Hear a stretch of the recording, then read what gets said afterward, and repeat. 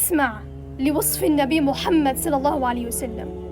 إن من أكثر الأوصاف التي وصف بها النبي محمد صلى الله عليه وسلم هو وصف أم معبد الخزاعية، وهي امرأة لم تكن مسلمة.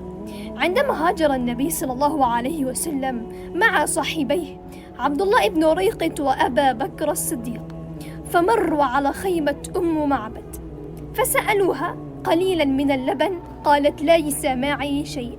سألوها تمرا ولحما حتى يشتروا منها، فقالت ليس معي شيء.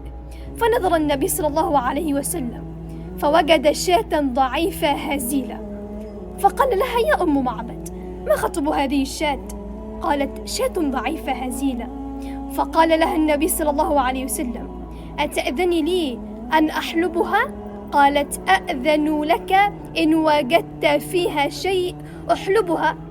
فمسح النبي صلى الله عليه وسلم على ضرعها ودعا الله وسمى بسم الله وقال ائتني بإناء، فوضع الإناء تحتها فحلبها حتى امتلأ الإناء، وأخذ الإناء إلى أم معبد فشربت حتى رويت، ثم حلبها مرة ثانية وأخذ الإناء إلى صاحبيه عبد الله بن ريقط وأبا بكر الصديق فشرب حتى ارتوي، ثم شرب النبي صلى الله عليه وسلم، ثم حلبها مرة ثالثة. فلما جاء زوج أم معبد إلى المنزل وجد إناء ممتلئ باللبن، الشاة في ضرعها لبن، تعجب وقال لها كيف هذا؟ فقالت والله لقد مر علينا رجل مبارك. قال لها أصفيه لي. اسمعوا لوصف النبي محمد صلى الله عليه وسلم. قالت رأيت رجلا ظاهر الوضاء، يعني مشرق، أبلج الوجه، في وجهه نور، حسن الخلق. اللهم صل على الحبيب. لم تعبه ثجلة، صدر النبي وبطنه متساويان، ولم تزر به صعلة.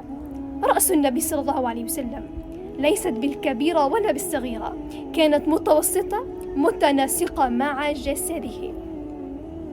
وفي صوته صحل، صوت النبي صلى الله عليه وسلم كان فيه بحة بسيطة وليست شدة.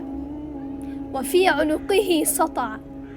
رقبة النبي صلى الله عليه وسلم كانت طويلة دائرية، وكان يشع منها نورا. فهو وسيم قسيم، يعني الحسن والجمال. في عيونه دعج، في عينيه دعج. عين النبي صلى الله عليه وسلم كانت شديدة السواد وشديد بياض العينين. وفي أشفاره وطف. رموش النبي صلى الله عليه وسلم كانت كثيفة ومنثنية. وفي لحيته كثافة. لحية النبي صلى الله عليه وسلم كانت كثيفة الشعر، فهو أحور. عين النبي صلى الله عليه وسلم كانت دائرية. أكحل. منبت الرموش عند النبي صلى الله عليه وسلم كان شديد سواد الشعر وكان كثيف الشعر، فكان كل من يرى النبي كأنه يضع الكحل صلى الله عليه وسلم. فهو أزج أقرن. حواجب النبي صلى الله عليه وسلم كانت طويلة ومقوسة وكانت متصلة عند الجبهة. اللهم صل على الحبيب. فهو شديد سواد الشعر. النبي صلى الله عليه وسلم كان شعره شديد سواد الشعر. إذا صمت عليه الوقار، إذا تكلم سماه وعلاه البهاء. هو أجمل الناس وأبهاهم من بعيد، وأجمله وأحسنه من قريب. حلو المنطق. كان كلامه صلى الله عليه وسلم فصل لا نذر ولا هزر. كان النبي صلى الله عليه وسلم يتكلم كلمة كلمة، كان كل من يسمع النبي كان يفهمه. وأوتي مجمع الكلم، كان يفصل كتبا في كلمة واحدة، كأن منطقه خرزات نظم يتحضر.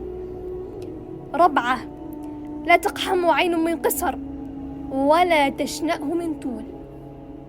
وقالت كان النبي صلى الله عليه وسلم ليس بالطويل ولا بالقصير، كان طوله صلى الله عليه وسلم متوسط متناسق مع جسده.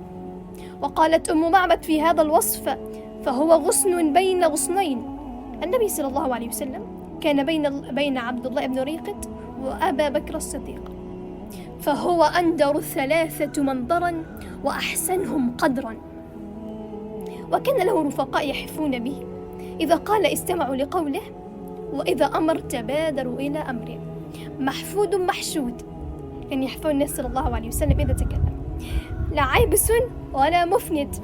كان النبي صلى الله عليه وسلم أكثر الناس هما ولكنه أكثر الناس تبسما صلى الله عليه وسلم، ولا مفند، ليس صليت اللسان ولا بديء الكلم. فقال لها زوجها أبو معبد: والله إنه لصاحب قريش، والله لو قبلته لأبايعنه، يعني أسلم. فصلوا على الحبيب وشاركوا المقطع، فالدال على الخير كفاعله.